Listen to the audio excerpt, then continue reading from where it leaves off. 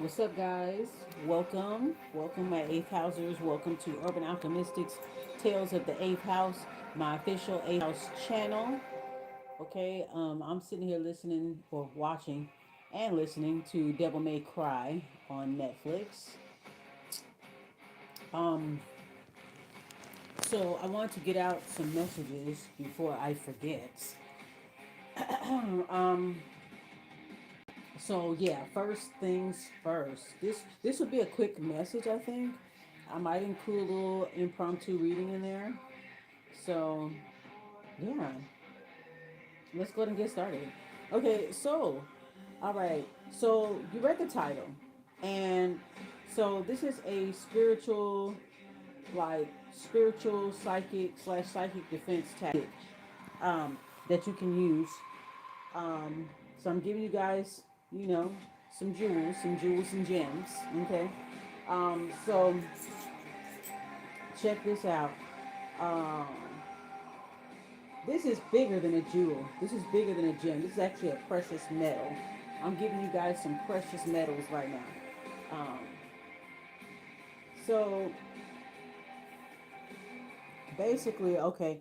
So basically, we're gonna discuss the difference between ritual baths and spiritual baths. But let's get to this point first, okay? All right, hold on. Let me make sure it's not too loud. Okay, now, okay. So one of the best tactics that you can use when you are combating someone that is being in your energy unauthorized, someone who is abusing divination, abusing unjustified spell work, evil eyeing, etc., etc. All the spiritual cooties, right?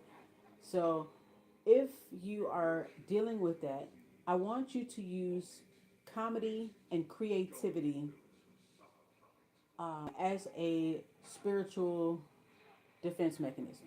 Okay, um, a way that you can break up those types of energies is to first acknowledge it and call it out.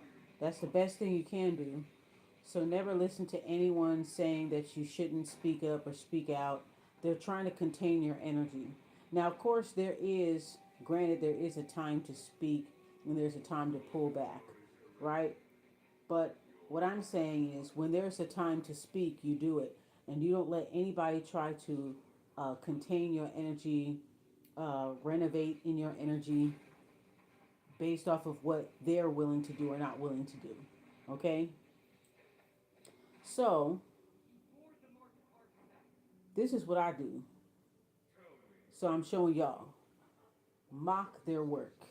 If somebody's doing spell work against you or whatever, and they like out in the open with it, they super obvious and performative with it, trying to get a reaction out of you, da da da. You can mock their work. You can use your creativity and comedy to take whatever negative, nasty thing that they're doing towards you to make fun of it, turn it into art, something that'll actually be something that you're proud of, and that helps to break up the work. So there's many different ways to break up the work. Like I said, calling it out, practicing gratitude, your spiritual maintenance. I speak about these things all the time, okay? Because I can't stress it enough. You know what I'm saying? People want to know. I know that there's people that watch my platforms and they want to know, like, how was she able to do this? How was she able to do that? She dealt with this person, dealt with that person. How was she able to get through that? I'm showing you guys. I'm showing you the way, okay?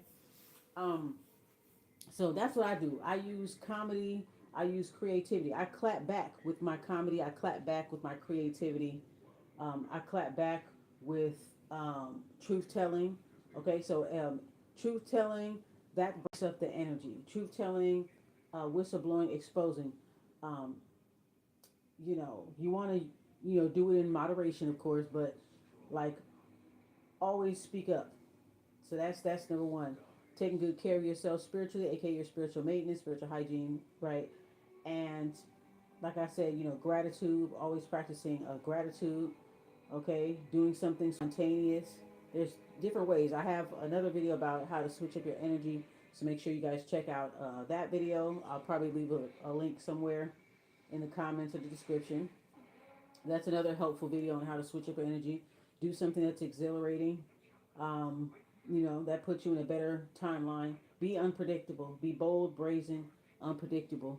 That breaks up the energy that they're doing. That breaks up the spell work that they're doing, whatever that they're doing it for. Um, for instance, okay, I may post this on my Urban Alchemistic main channel. So yeah, so on my main channel, okay, um, for instance, I had dealt with some, detractors that would, openly violate spiritual laws right in real time, trying to, read on me. And it's crazy because every reading that anybody did on here in attempts to harm me or get in my spiritual business, none of those readings resonate. So that lets me know that they really don't have no gifts, that they're just faking it, or they're just operating from a place of like jealousy and envy and contempt and shit like that. It just makes me doubt their gifts, and that's how I know that they're not really gifted and they're using people. Because how are you gonna read on somebody to get in a personal business and you're not getting nothing out of the reading but your own energy of the people that's around you and the people that's watching you? So none of the readings resonated, and I would admit to it if any of their readings resonated. I would admit to it, even if it was just a little bit or one thing that they said was true. None of it was true.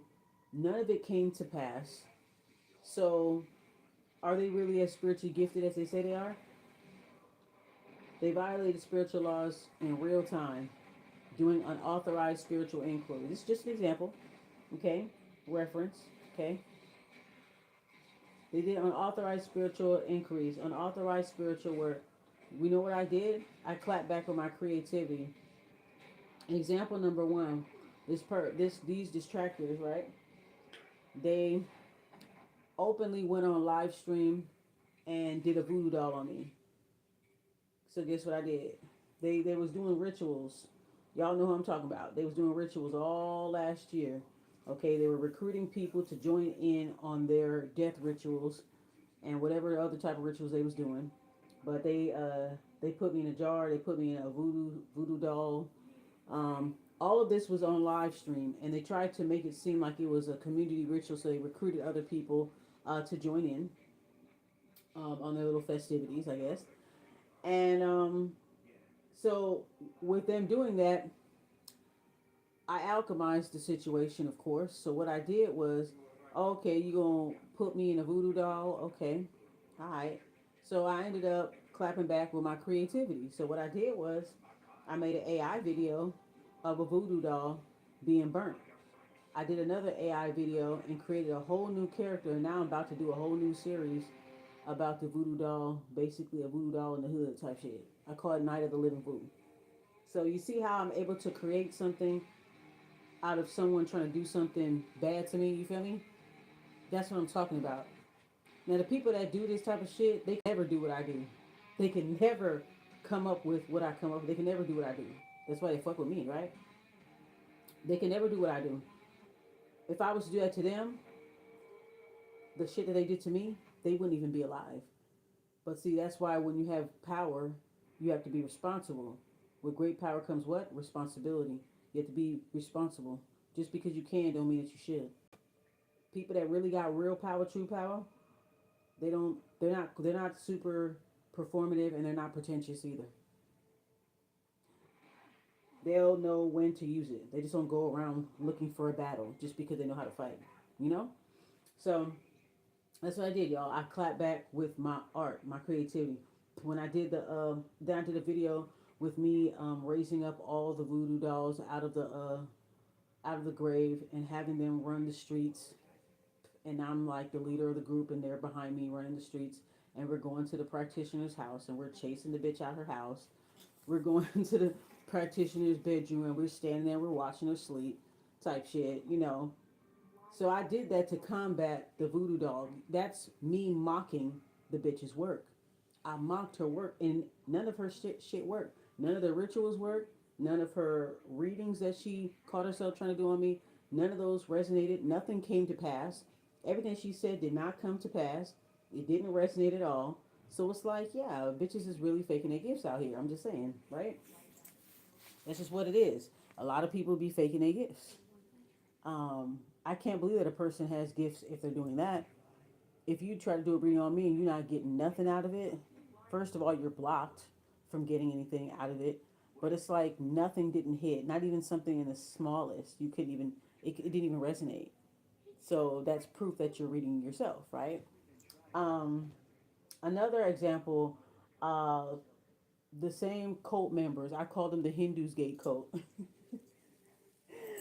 So the Hindus gate cult, they also did voodoo doll, okay, committed voodoo doll. Then I posted that videos. Now I turned it pretty much into a series. I made it a part of my series. I take what they do and I make it a part of my art. And I mock them and create something really dope out of it. So these are things that an alchemist does, a transmuter does. Um, so then the next example is the bottle jar. So they did some type of bottle spell on me as well. They put me in a bottle. They put me in a jar. They was trying everything, girl. It was everything but the kitchen sink. Okay, they was trying to throw everything but the kitchen sink at your girl. Okay, at your good little lot. Okay, they was doing a lot. It was doing a lot. It was doing a lot. And none of the shit really worked. So it's just like, damn, you know what I'm saying? One little slip up and the shit resolved itself in less than 24 fucking hours. So come on now, right? So that shows you right there. If somebody's been doing that type of heavy magic on you for a whole year and nothing happened to you, that shit is crazy. If a bitch throw a death spell at you and all you did was shark in the toilet and sneeze, maybe even have a cough, have a little bubble guts, that's all you got out of it. Like they throwing everything that they got at you profusely, like just back to back, and it's not really hitting on shit. Um, so what I did was when they was doing the bottle and the jar rituals, I made an AI video. I made the AI video around the same time I made the voodoo doll video. Okay, so I made the AI video, and then of a jar, a spellwork jar, being broken, being busted, and then I added a declaration along with it. Same thing with the voodoo doll video. I added a declaration along with it. It was a video of a voodoo doll on top of an altar and it just burning and just collapsing.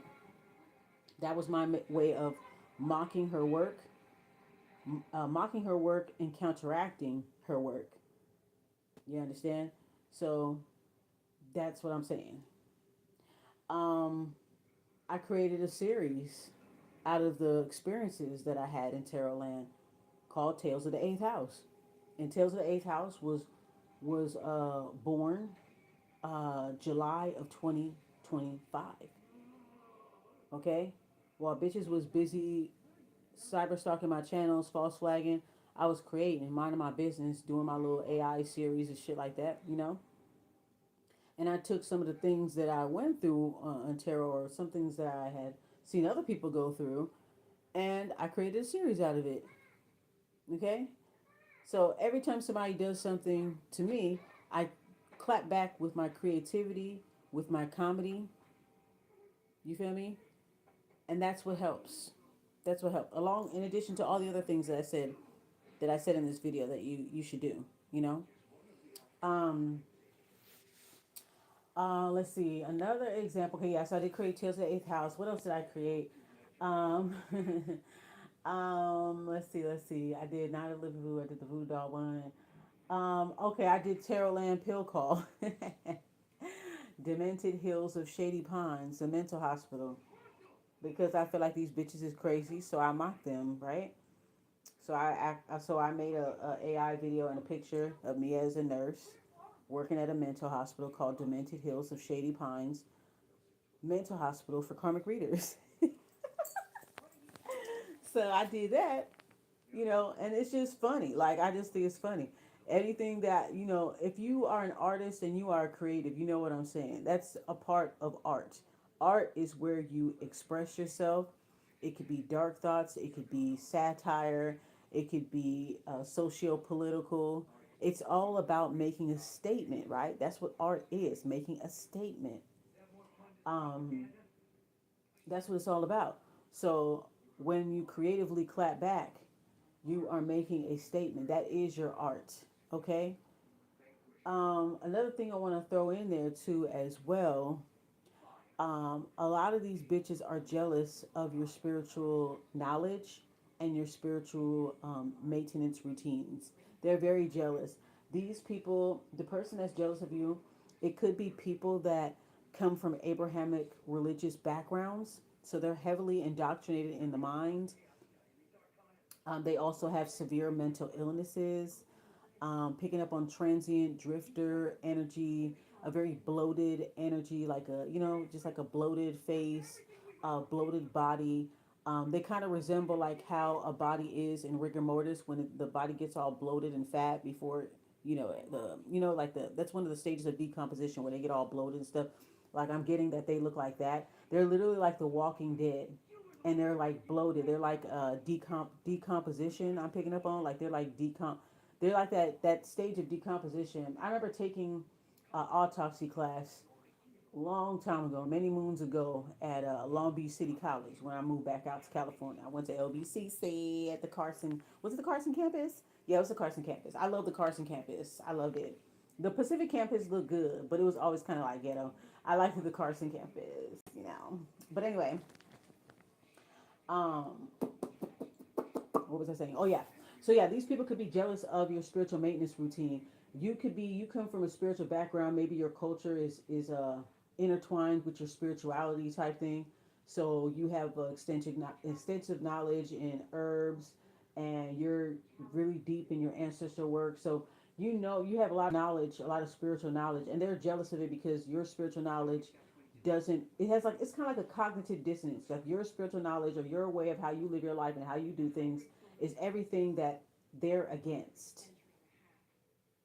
So they try to make it look like what you're doing is evil, or if you get anything good out of what you're doing, they get very jealous, and they'll say things like, "Well, you don't have to do all that. You don't have to do spell work. You don't have to do all that." Da da da da. Well, bitch, mind your fucking business, because bitch, you need to be doing what I'm doing. How about that? You need to be doing what I'm doing because you getting rocked to sleep by a lullaby, boo boo, which is what I said in my video literally the other day. That's how I know bitches be watching me, bitch. Yeah, you. So basically, um, you easy to rock to sleep. They all they gotta do is tell you an indoctrinated fairy tale story, and you drop asleep. You know what I'm saying? But when they see that you're prospering off of what you're doing, you're following your spiritual path, your divine path. It may not look like theirs. It ain't gotta look like theirs. But they so fucking linear thinking, they feel like everybody has to live their life just like them. Everybody has to have the same beliefs just like them. Okay? So I feel like these energies, this could be karmic readers, they're jealous of you because you have extensive knowledge. Spiritually, you're very an intellectual person. You have knowledge in the things that you do. The things that you do, you grew up with it. They could be jealous that they don't know anything about that. They could be jealous that maybe they got fucked up by a spiritist, a spiritista, by a practitioner. They got fucked up, so they think that everybody is doing this, everybody's doing that. But the crazy part about it is they get condemned by the church and complain that they get condemned by the church, but they'll condemn other people in spirituality, you know. Also, they're very bigoted too. I was just talking to a friend the other day. They know who they are. Shout out to them. I was just talking to them the other day, right? And we were talking about how karmic readers are very bigoted. How could you claim that you're a fucking healer when you judge people from different demographic groups? You judge people because they have a different culture than you. You judge people because they're from a different city, they're a different phenotype, they live a different alternative lifestyle. So how the fuck do you call yourself a healer when you're a bigot, when you're closed minded, when you're judgmental? What if the people that you're meant to help are the type of people that you don't like, that you don't fuck with? You ever thought about that? Because if you're truly a healer, you're not going to give a fuck about labels and whether somebody's religious or spiritual, whether they believe in what you believe in. No, when you're a healer, you're going to attract all kind of people from all walks of life. So you're going to refuse certain people. Let's say, for instance, a person that's claiming that they're a healer, a karmic reader claiming that they're a healer. Let's say they don't like LGBTQ people. So if an LGBTQ person came up to you and wanted to get a reading by you and all this other stuff like that, and you know in your heart you don't like them, you don't fuck with them or whatever, how could they feel comfortable getting help from you? How could they be comfortable getting advice from someone that secretly hates their group, that secretly hates them, that feed into psyops and propaganda and use the same verbiage in allegiance to that psyop and propaganda, showing that they'll fall for anything, just any other fucking muggle and NPC. You understand what I'm saying? So how could you be bigoted and closed-minded and your mind is stuck in the 1800s and you still have that Abrahamic religious mindset, right? How could you how could you judge someone and then say, yeah, I'm a healer, I'm a this and that? So I guess it's so for my example, if the person is LGBTQ, they might not want to help out that LGBTQ person, right? So it's like, oh, I'm a healer, but I only heal people that's like me. I only heal people that's from my city or from my region, from this group, or I'm only healing people from that demographic group. So it's just kind of like you can't do shit like that. If you really are truly spiritual, you'll know that none of these labels and social constructs even matter. You wouldn't fall for psyops and propagandas, none of that. You wouldn't be hung up um, on labels and, like I said, hierarchy, social construct. You'll acknowledge it because you know you got to play the game. Woo woo. But you know what I'm saying. I'm just saying that they're just very bigoted. They're very bigoted. They're one track mind, one trick pony type of energy. Very close minded. I just get that they're very jealous of your spiritual maintenance routine. I think that these are the same people that try to attack you, try to do shit to you, and they realize they can't do it. And when they see how you take care of yourself, it's something that they don't agree with, something that they fear, something that they're ignorant of. But it's keeping you safe. It's getting you where you need to be. It's taking you where the fuck you want to go. So why would you care what the next person doing? Cause bitch, shit ain't working out for you. Shit ain't working out for you over there since you feel like your way is the best way. Clearly, it ain't fucking working for you, bitch. Clearly, you being rocked to sleep by a lullaby, ho. Go sleep. Go night night. Tuck yourself in, bitch. Bitch, I'm woke. You're tucked in the bed, bitch. Okay. So the shit that you doing clearly ain't working for you. Okay, it's not working for you. Now, you're mad because the shit that I'm doing, you don't agree with it, but it's working for me. It's so obvious that it's working because with you and your background, you can't fuck with me, bitch. You understand what I'm saying? With you and your background and your gripes against how I do my shit, it don't. It's you know what I'm saying? Like, come on now, it ain't fucking working for you. So watch out for people like that. It's like that what you do works for you, and it looks good on you, and it's people are seeing it, they recognize it, and they're getting jealous of it. They are vehemently against everything that you live by, everything that you stand for, but they're mad because you're at harmony with what you do. They're not at harmony. They're forcing themselves to follow doctrines that are eating their asses up. And they don't even follow their doctrine the way they should. They don't even model themselves after their own religious doctrine. They don't even model themselves after that. But they feel like because they have that belief that makes them a better person. Whatever I always used to say on my channel, your beliefs don't make you a good person. Your character does. So don't matter what the fuck you into. You could be into nothing at all. You could be an atheist, agnostic. You know what I'm saying? You could be on whatever path. It's about your motherfucking character, not about what you into. So a person that truly needs healing, that lives an alternative lifestyle, whatever that it is, they're not gonna be able to trust you.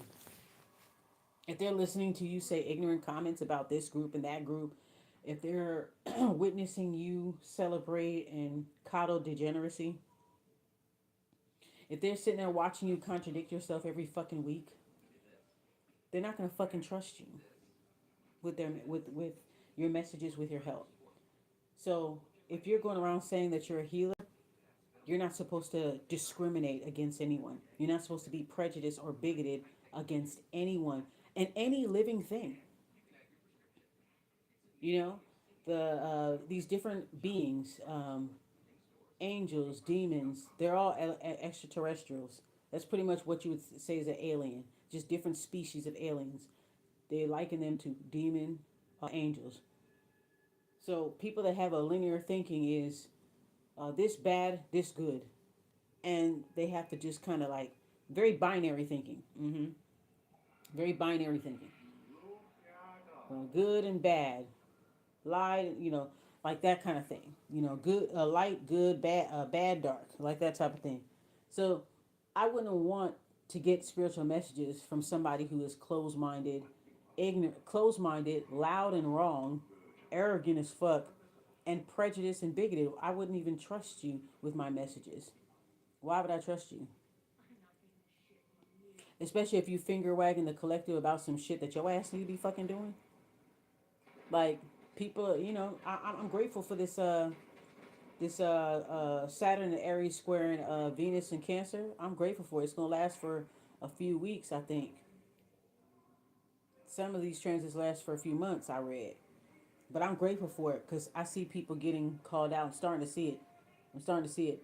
A lot of people that live vicariously through karmics that live vicariously through each other, when one of them get exposed, they all fucking feel exposed. When you talk about one karmic reader, they all come in droves trying to get an edge in. They all come out of nowhere with their subliminals. You know what I mean? So anyway, yes, back to this. Okay, so back to the subject at hand. So basically, I'm giving y'all examples to mock their work, make fun of their work. Oh, you trying to do a death spell on me? Okay, da da da. Like, try to clap back with your art, clap back with your comment. Like, I'm still here. Like, this is the shit. This is what it means to mock their work, to disrespect what they're doing. It breaks up the energy. It makes them feel soggy as fuck. And you're laughing at it. They're doing it with all their might, with all this anger, all of this contempt, all of this jealousy and envy, and you're just simply laughing at it, living a carefree, sucker-free life, laughing at it, mocking their work, knowing that you're protected, not giving a fuck. You know what I'm saying? So that is what I wanted to share with you guys as far as that. Okay, so just try it sometime. Use comedy, use your sense of humor. Even when I was going through the thick of it in spiritual battles, I never stopped laughing, never stopped enjoying myself. Even when I was at my lowest, I was still funny as fuck, jovial as fuck. You know what I'm saying? I had my moments, you know what I'm saying, right? But I still persevered through my sense of humor, through my stoicism, okay? And I was able to kind of like, get through it, get through it, get over it, overcome it. So I want that for you guys as well, you know? So art always is the best way to go because it makes a statement. Like, I know what you're doing and I'm mocking it.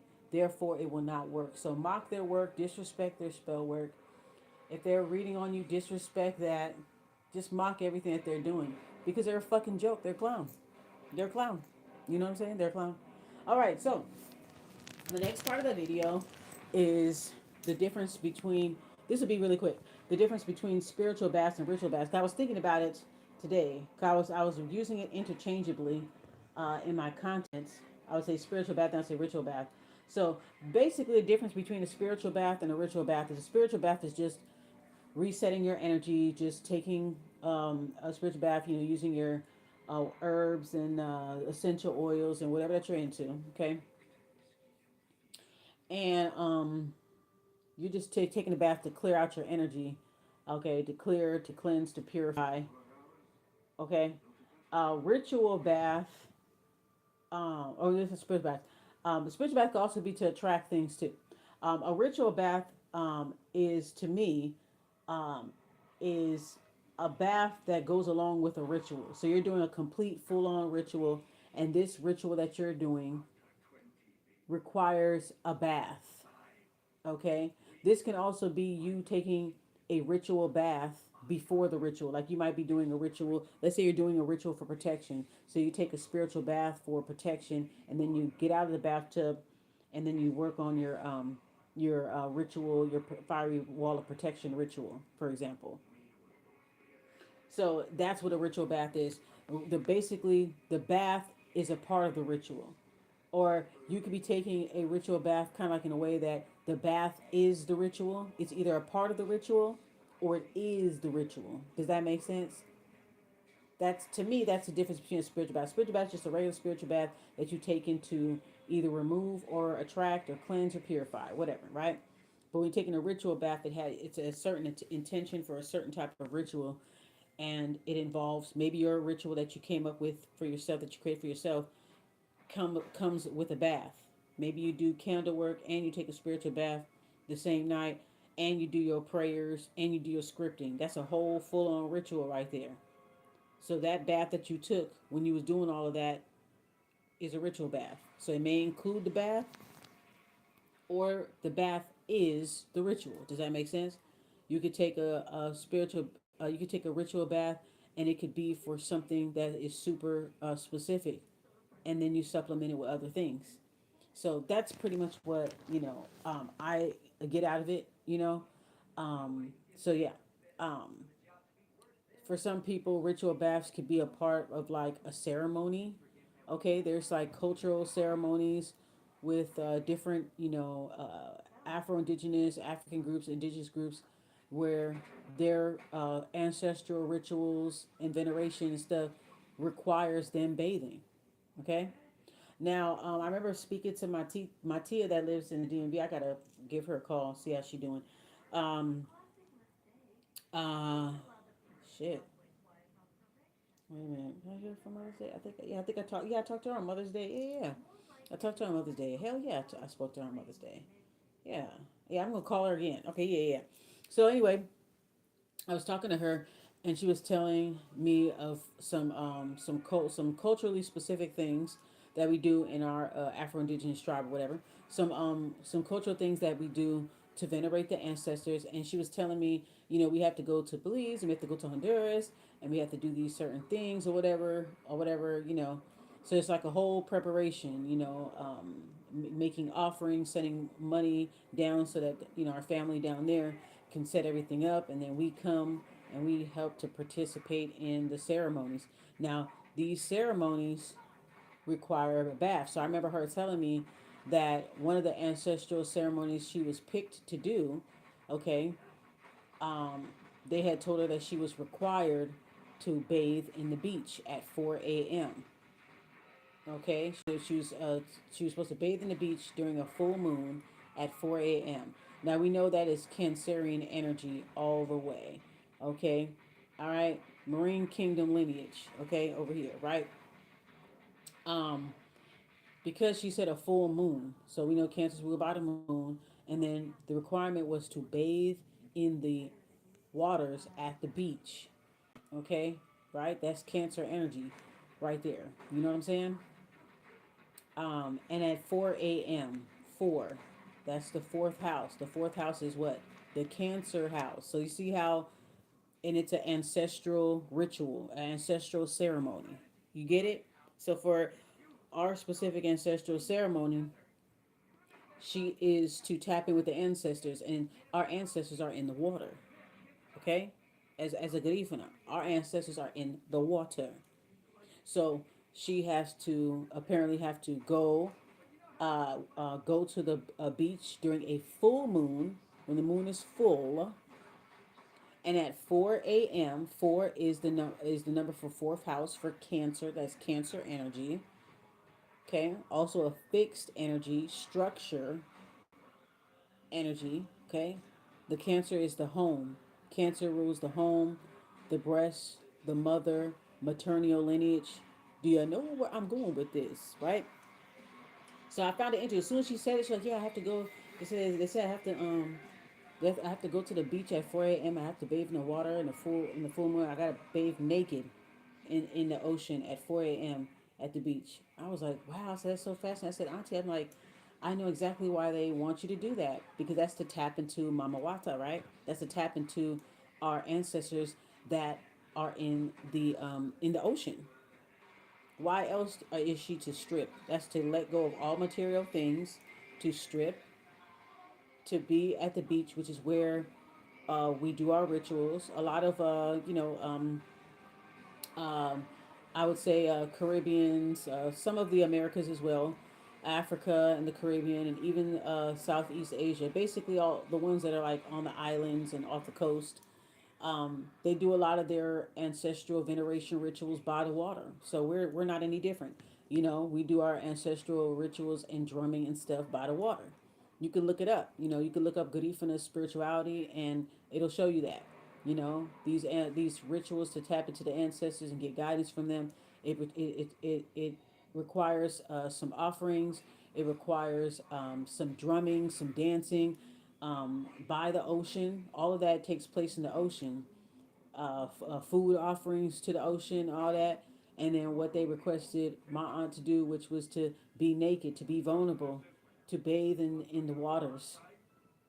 And she's a Pisces, a March Pisces, to bathe in the waters at 4 a.m. in a full moon. That's to tap into the mother energy, to tap into our ancestors that are in the water. Okay, so yes, so very beautiful, very fascinating. As she was saying it to me, I was breaking down the astrology and the numerology and the things that what it represented. And I said, wow, that's why they requested her to do that. You know, and yeah, um, so that right there is a perfect example of a ritual bath. Her bathing in the yeah, that is considered a ritual bath. If you go to the beach and you're bathing in the salt waters, that is a ritual bath. You have all the elements there too as well.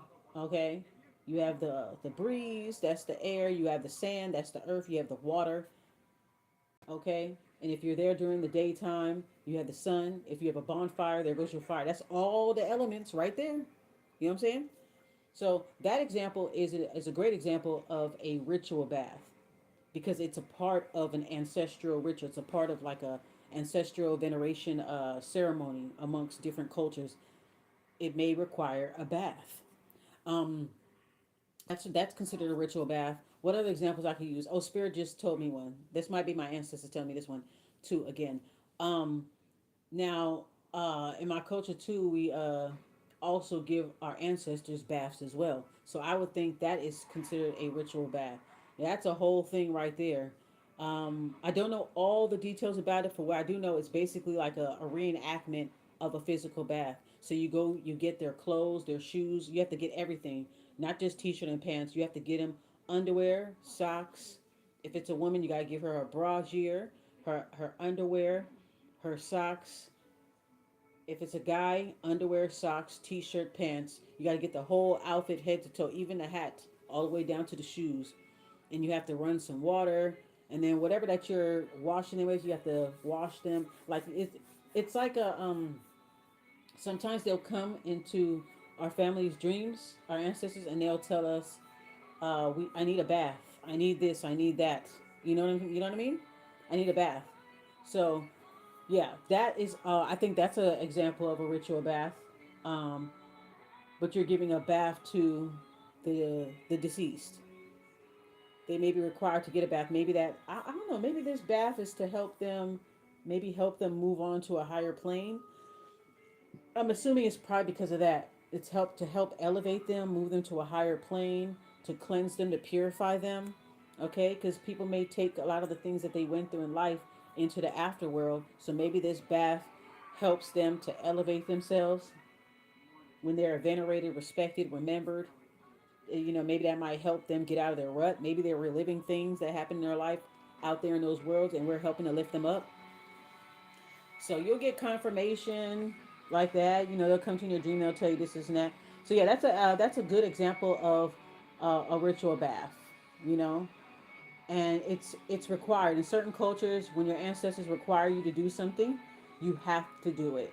It doesn't matter what the fuck your it doesn't matter what your religious or spiritual preferences are. When it comes to the ancestors, you have to do what you're required to do, especially when you come from certain cultures. You know what I'm saying? There, you have to do it. If you don't, you're gonna get fucked up. You know, because if you were an ancestor and you needed certain things done and you're tapping your descendant, you're protecting them, you're doing everything, and all you ask for is a ceremony, some veneration, some this and that, and they can't even do that, that's fucked up. I'll fuck your ass up too. When I become an ancestor, I'm not finna baby nobody. Okay? I ain't finna baby nobody. You get to no mercy. If I come to your dream and I say, I want this, I want that, we need to do this and that, you need to get up on it. I'll pull the strings for you. I'll make sure everything goes smoothly, but just do what I say. If you want, if you know, protection and guidance, like, rub one hand, rub the other. You know what I'm saying? You got to help each other out. Teamwork makes the dream work, type shit, right? So yeah, it's important. It's important to follow instructions. Even if it's not good to be like, oh, I don't believe in that. Look. They know that we live in this world, right? So they know that they understand that their descendants are going to be into other. They're going to have other paths. They don't have a problem with that. But if they require you to do something specific, that's ancestrally specific, culturally specific, you got to do it. You have to do it. You're going to be coming to them to protect you. You're going to be coming to them for this, that, and the third. So you want them to do stuff for you, but you can't do some simple shit for them. You can't do nothing for them. You know, do what you can. I try to do what I can. Even when I was doing bad, I still tried to do something with my ancestor altar. I still try to do something. You don't always have to have elaborate things. You could sing for them. You could dance for them. You can make them a cup of coffee. You can give them a cup of water. Okay, you know what I'm saying? Like you play some music that they would like. Just some simple gestures. Find a pretty flower outside, buy some flowers or something like that, give it to them. Buy you a little drink, a little shot or whatever, get you a little blunt, roll it up, give it to them. Like just little stuff like that. So, um, yeah. So let me see. What other examples for ritual bathings? Yeah, I think that's pretty much it. So basically, if it's a part of a ceremony, it's under some type of moon phase, it's under some type of planetary transit, or moon phase, or some type of like special cultural holiday that may require you to venerate your ancestors. So it just really depends on your background. But if you have it like that, you know that it may require some type of religious, it may require some type of like spiritual bathing. It may require some of the people that still syncretize. Sometimes they do this in church. A lot of rituals are done in church. Okay, some like even Garifunas, they go to church still. So I mean, the ancestors don't mind you having your own spiritual path, but when they require you to do your specific things, specific like culturally specific things, then you just do it. Do it, fulfill your obligation, and you can live your life how you live your life. You understand what I'm saying? Do your obligations, and you can go to church and do your own. They don't have a problem with that. A lot of the Garifuna ceremonies, whenever it's Garifuna settlement day, right? um, Whenever it's our settlement day, they usually have mass church. They usually go to church. They'll dress in our traditional garments and they'll go to church. I don't go to the church part. I go to the after part. But they in the church they beat the drums. I watch it I watch it online like this past November 19th last year. I watched a whole bunch of Grief and Settlement Day festivities. So I watched the church part. So they have a whole church service. They pray the Apostles' Creed because we mix it with Catholic dogma. So it's usually at a Catholic church, and they do the Catholic part at the church, and then they go to the beach and do the African stuff by the beach. So it's satisfying both. What they had to syncretize with. They just kind of used to doing it now. Some people enjoy going to church. They enjoy the Catholic aspect of it. That's nothing wrong with it. What's your flavor? Tell me what's your flavor. Everybody got their flavor. And that's how you do that. So yeah, so that is a part of the bathing. So like I said, yeah. So go to the beach, go to a lake. When you are in the salt waters, that is a spiritual bath. When I used to go to the beach all the time, I was happy. Even when I was in the middle of spiritual warfare, when I would go to the beach, I noticed every day, me and my sister, her child and my child, the four of us, we would pack up sandwiches and stuff like that or whatever, and we would go to the beach. Okay, we would spend the whole day at the beach, just me, her, and the kids. We spend the whole day at the beach. We'll come to the beach at like around 3 o'clock, and we will leave. We won't leave the beach till almost 10. And I would always be so happy, like always, like just being in the salt waters and just like listening to music, chilling, laughing, talking. I always felt better, even despite what was going on in my life. I always felt better when I was by water. That's why, honestly, I can't live in a place where there's no water and no palm trees. I just can't. And when I was living in the DMV those years, I don't know how I did it, but I was a shell of myself in a way. Like, And I realized looking back in retrospect, it was because I wasn't around any water. I'm used to living on the coast. I like to live on the coast. You know what I mean? I'm used to living in a coastal. Long Beach is a coastal town, like city slash town. It's coast. It's by the ocean. That's what they call Long Beach, the city by the sea. Okay, that's what I'm used to. I'm used to being very close to a beach or close to a body of water, and I'm used to seeing palm trees. So I was depressed when I was living in DMV, and I enjoy some of the experiences that I had. Don't get me wrong, DMV had their own energy, and I appreciate it for what it was. You know what I'm saying? No tea, no shade. I acknowledge. I'm proud to be bi-coastal. I'm not gonna lie. I'm proud to be bi-coastal. It's like the best of both worlds. You know what I'm saying? I'm proud to be bi-coastal. I'm proud of being bicultural.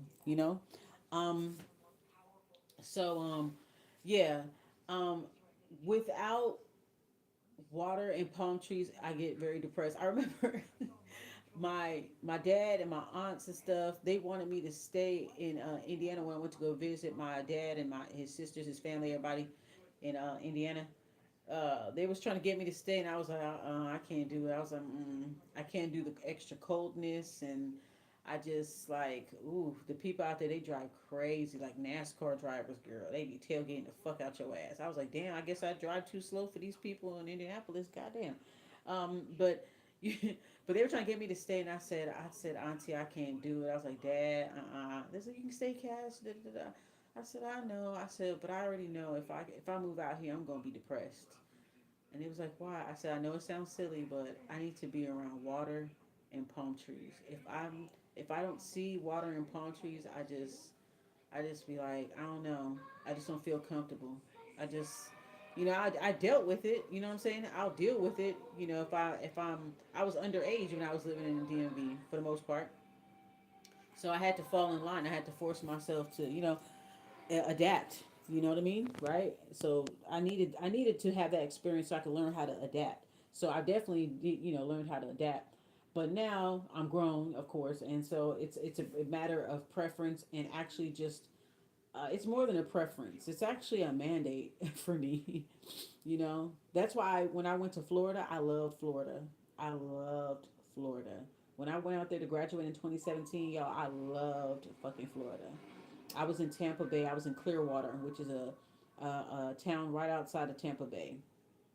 And I would say that the distance between Tampa Bay and Clearwater is kind of like equivalent to Long Beach and Compton. They run in together. When I was graduating from this online university for health IT, I was there, and I loved it because Florida is basically California's southern cousin. That's all. California's southern cousin.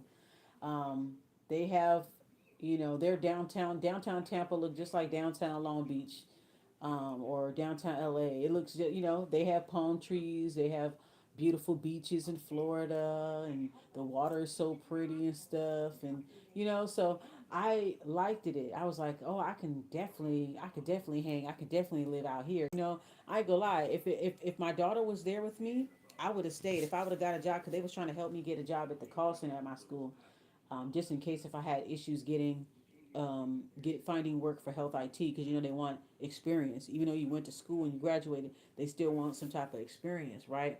And they don't always consider your externship, so you have to get hired from your externship.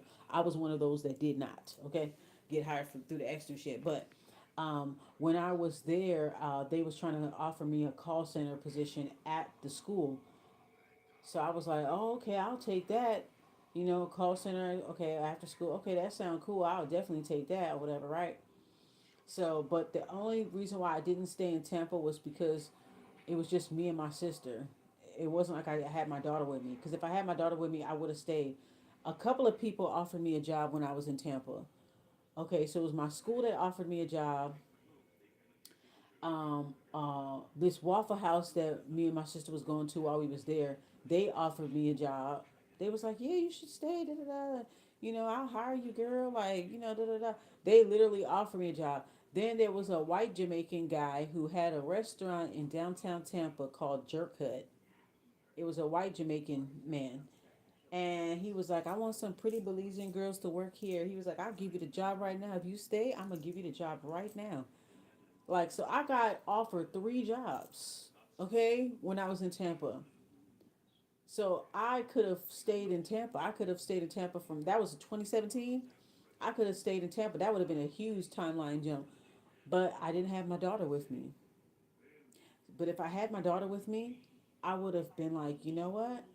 I'm gonna stay out here, girl. You can go back to California. I'm gonna stay here in Tampa. Me and my daughter, we finna just work this shit out.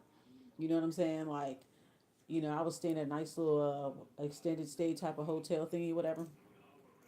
I was gonna make it work. I was gonna probably try to live at the hotel and just make it work. You know what I'm saying? Like, but yeah, maybe in some alternate universe, I did end up living in Tampa. Maybe so. You know what I'm saying? That's what I think. I think I was. For sure. But yeah, and that's because Tampa looks similar to California. Florida is California's little cousin. Texas got yeah, the Southwest have palm trees and stuff like that. I mean, palm trees. Fun fact: palm trees aren't even native to California. Did you know that? I had just found out about that like last year. I was like, what? Really? That they brought them here and they grew the trees out here, but palm trees aren't native to California. That's crazy, right? But that's what people know California for and Florida for, you know, in the Southwest, Um, but yeah. Anyways, guys, that's pretty much what I wanted to share with you guys. But yeah, I just can't. I remember telling my dad and my aunt, I was like, I have to be around the water, and she said, you know what? Your grandma was like that too. She's talking about my dad's mom, Grandma Millie. She's like, your grandma was like that too. We tried to convince mom to stay here in Indianapolis. She said, She said, no, I want to go back to LA. She said, what she said, I want to go back to LA. Um, so, she didn't like it because it was too cold. It was too like, yeah, you don't want to deal with all of that, even if you got heaters and all, so you just don't want to deal with all that kind of like. She didn't like the energy. She didn't like it. I don't blame grandma because I didn't want to stay out there either. But it was cool visiting. You know what I'm saying? Like, I definitely missed their Chicago fried chicken. I'm not gonna lie, that Chicago fried chicken was good. That was good. It was good. It was good. I was spending, spending, spending when I was over there. Oh my goodness. Oh man. But yeah, that was good. It's like fried chicken, but they put like parmesan on it and like lemon zest. So it's like probably like lemon seasoning and parmesan seasoning on the fried chicken. It's good. I don't know how else to describe it, but it's tangy, but it's like savory, and then you got that palm cheese kind of like, I don't know. It's good. I like Chicago fried chicken. Man, it's really good. I was wondering. I said, why they call it Chicago Fried Chicken and we're in Indianapolis, but Chicago isn't far from Indianapolis. It's only like 2 hours away, I think. So, yeah, Detroit's not too far from Indianapolis either. It's a few hours from there too. St. Louis is a few hours away, so you kind of like close by. Um, so maybe Chicago influenced Indianapolis. Maybe I was like, how come they call it Indianapolis fried chicken or Indy fried chicken? No, they just call it Chicago fried chicken. I said, oh, okay, it tastes good though. I like Chicago fried chicken. Maybe I might even try to look up the recipe. That's what I'm gonna do. I'm gonna look up the recipe on YouTube for how to make Chicago fried chicken, and I can make my own. I just gotta give me. I got Parmesan cheese. Maybe I need to get some type of lemon type of seasoning or something like that. I don't know. I'm gonna look up the recipe and just try to make my own. Or I gotta find a motherfucker from Chicago or something. I don't know. Or find somebody from Indianapolis. Okay. But anyways, yeah, guys. So that is pretty much the conclusion of the video. Let me see if there's anything else I wanted to add.